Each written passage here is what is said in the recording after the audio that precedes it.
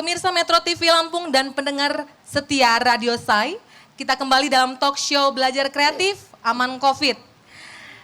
Sekarang kita akan beralih ke pendidikan tinggi. Di sini sudah hadir Bapak Nasrullah dan Bapak Alamsyah. Pertama ke Pak Nasrullah, Pak, bagaimana regulasi pembelajaran selama Covid ini di Universitas Teknokrat? Baik, terima kasih. Pertama, selamat HUT Lampung Pos ke-46. Terima kasih, Pak. Dan kedua, saya masih teringat pertama kali saya nulis di Lampung Pos tahun 78. Masih mahasiswa dulu. Yeah. Dan tulisan saya dipajang di ruangan ini kayaknya. Untuk perguruan tinggi Teknokrat, kita mengikuti semua peraturan dari pemerintah pusat, dari kementerian, juga dari peraturan daerah, dari gubernur, yang zona hijau, zona kuning yang ditetapkan, juga dengan dari peraturan dari wali kota. Itu. Nah, saya selain sebagai rektor Universitas Teknokrat Indonesia, sekarang saya wakil ketua Forum Rektor Indonesia. Jadi saya sebagai pimpinan perguruan tinggi tidak lagi bicara Teknokrat, tapi bicara Indonesia sekarang di situ. Tapi karena sebagai rektor Teknokrat di sini, beda perguruan tinggi dengan sekolah formal yang Pak Kepala Dinas, Bu Bupati kita Bu Minati sampaikan. Masalah yang paling utama adalah kalau di perguruan tinggi mahasiswa itu sudah mandiri belajarnya. Kalau di sekolah formal, SD, SMP, SMA masih harus dibimbing belajarnya di situ. Itu cara belajar.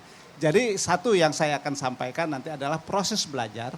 Kedua adalah hubungan mahasiswa, dosen, sistem komunikasi, sarana. Yang keempat kita ini. Nah, untuk Teknokrat, mahasiswa sudah terbiasa dengan online learning. Kita sudah canangkan tahun 2014. Saya canangkan bahkan di Kuala Lumpur itu pada waktu ada studi banding sana. Kedua, instruksi dari Pak Presiden Jokowi Oktober 2017 agar perguruan tinggi sudah mulai kuliah daring online sehingga bisa menjangkau. Nah, 2018 di Teknokrat sudah mulai terus memperbaiki online learning, saya bilang sampai itu sekarang daring, yaitu setiap dosen harus punya video pengajaran. Jadi dosen itu tidak hadir, setelkan video. Nah, di dalam proses inilah bagaimana video pembelajaran itu menarik, sederhana, bisa dimengerti. Selanjutnya library-nya sudah e-library. Itu. Tapi karena mahasiswa tentu mereka sudah sangat mandiri. Sehingga ketika ada kasus COVID ini dan tidak boleh tatap muka, Teknokrat sudah tidak masalah. Karena sudah terbiasa itu. Nah, selanjutnya ketika kasus ini masuk, dosen yang buru-buru kita perbaiki juga. Di mana mereka memperbaiki video, menambah di fasilitas SDM IT. Sutradara untuk syuting videonya ini ditambah supaya bisa mempercepat peluang itu. Nah, di sini yang kita yang mungkin perguruan tinggi lain tidak lakukan. Jadi, nah seperti sekarang ada sekian operator video, operator editingnya itu ditambah. Nah, ini tidak terlalu masalah. Nah, bagaimana mahasiswa itu tidak bosen? Karena kuliahnya juga seperti kuliah biasa. Yang jadi masalah seperti Pak Kepala Dinas sampaikan tadi, internet, biaya, pulsa dan sebagainya. Nah, kita dengan adanya video itu, dia tidak harus nonton lama-lama. Dia boleh akses video kapan dia mau. Kita sudah kirim. Dan tugas itu memang seperti biasa. Bukan kalau tiba-tiba dosen suruh baca bab sekian, baca. Enggak, ini memang sudah tertata begitu. Nah kreatif dosen supaya dia tidak bosan mahasiswa ini. Sebenarnya ada yang akan saya tayangkan itu. Yang jadi masalah sekarang adalah kalau praktek. Nah, mata kuliah praktek untuk komputer, betul seperti Pak Sulpakar sampaikan, Bu Wianati, itu 50% kapasitasnya. Jadi misalnya satu lab 40, ini hanya 20. Tapi keyboardnya itu sudah ada alat, kan ada alat penutupnya. Jadi begitu dia habis berlatih, keyboard itu kan ditutup waktu berlatih. Begitu selesai, ini diambil penutupnya, disterilkan, diganti dengan yang lain untuk ganti yang lain. Itu satu cara kita menangani penularannya nantinya. Ini tidak dibicarakan di perguruan tinggi lain saat itu ya, paling tidak. Kita sudah pasang itu. Sehingga dari Polda, dari Brigif, Marinir minta dilatih di kita karena ada alat-alat itunya itu, pengamannya. Selain yang protokol harus cuci tangan dan sebagainya. Nah selanjutnya kalau dia ada pekerjaan rumah yang harus merakit komputer. Kalau sipil kan bagaimana membuat bata. Nah kita kasih grup 3 orang. Jadi mereka membuat dipoto, divideokan, dikirim, di video biasa.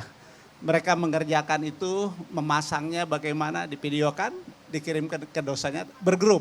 Karena supaya satunya bisa tukang fotonya, satu yang ini di situ. Nah ini ternyata nggak ada masalah, mereka senang. Nah ada hal yang harus kita pahami kalau dia pulang kampung yang tidak ada jaringan internet. Itu kita persilahkan nanti dia mengirim tugas atau dia karena kuliahnya sudah ada video, nanti dia waktu-waktu tertentu dia ke pasar atau ke tempat yang ada internetnya, dia tidak setiap saat, nah disitulah dia akses misalnya. Jadi tidak tiap hari tidak dia harus tunggu. Nah nanti sore saya mau jalan ke tempat yang ada internet misalkan, dia jalan sambil dia akses itu. Ini cara-cara kita kreatif di dalam kita membangkitkan. Terus juga mahasiswa saling membantu. Ketika ada yang mengeluh, ayo bikin video yang bikin semangat. Contohnya ada video, mari kita jangan cengeng, mari kita tantang kuliah online ini. Mari kita majukan bangsa kita dengan kuliah online. Jangan kalah dengan negara lain yang sama juga penyakitnya seperti kita. Jadi mahasiswa membuat video, kita lombakan itu dan itu diposting di grup. Jadi saling menyemangati, ini yang kita lakukan. Saya kira itu dulu, terima kasih. Cukup banyak ya Pak, jadi selain protokol kesehatan standar, kita juga menerapkan beberapa tambahan seperti untuk di laboratorium komputer itu ada pelapis untuk keyboardnya ya Pak ya. Baik, terima kasih. Selanjutnya kita akan ke Bapak Alamsyah. Pak, bagaimana regulasi pendidikan di UIN selama pandemi ini? Terima kasih Mbak Delima. Assalamualaikum warahmatullahi wabarakatuh. Yang kami hormati di sini ada Bapak Kepala Dinas Pendidikan Provinsi, Ibu Bupati Tulang Bawang, yang luar biasa, Bapak Rektor Teknokrat, satu-satunya Universitas Teknokrat Indonesia. Bapak Ibu semua, pertama kami dari UIN Raden Intan Lampung menyampaikan Pak Rektor berhalangan karena tugas ke Jakarta ini memang. Kemudian yang kedua kami sampaikan, ini khusus untuk Lampung Pos, selamat ulang tahun hari lahir yang ke-46. Terima kasih Pak. Kontribusinya luar biasa untuk daerah dan untuk bangsa ini. Terima kasih. Kemudian saya termasuk kontributor juga Pak Rektor. Saya sering menulis sejak 2000-an, terakhir bulan puasa kemarin dalam rangka COVID, maka saya tulis mensurgakan rumah kita. Artinya problem debatable, sekolah, belajar dari rumah banyak ditolak, maka dari rumah itu akan menjadi surga untuk ke depan kita, bisa mendidik keluarga, orang tua bertanggung jawab, adik beradik dan segala macam ikut bersama-sama dalam pendidikan yang tidak boleh berhenti, tidak boleh stop apapun kondisi bangsa ini. Semangat harus dibangun karena pendidikan itu adalah satu-satunya pengembangan sumber daya manusia Indonesia. Berhenti pendidikan, terstop, terlantar pendidikan, maka generasi kita berpuluh tahun ke depan bangsa ini akan suram, bahkan bisa tenggelam. Dan pendidikanlah satu-satunya untuk itu. Maka sepakat sekali Pak, pendidikan tidak boleh berhenti hanya karena COVID. Pendidikan tetap harus maju. Nah pemirsa, seperti apa regulasi pendidikan tinggi di UIN Raden Intan Lampung? Kita akan sama-sama menyimaknya sesaat lagi, kita harus jeda sejenak. Jangan kemana-mana, kami akan segera kembali.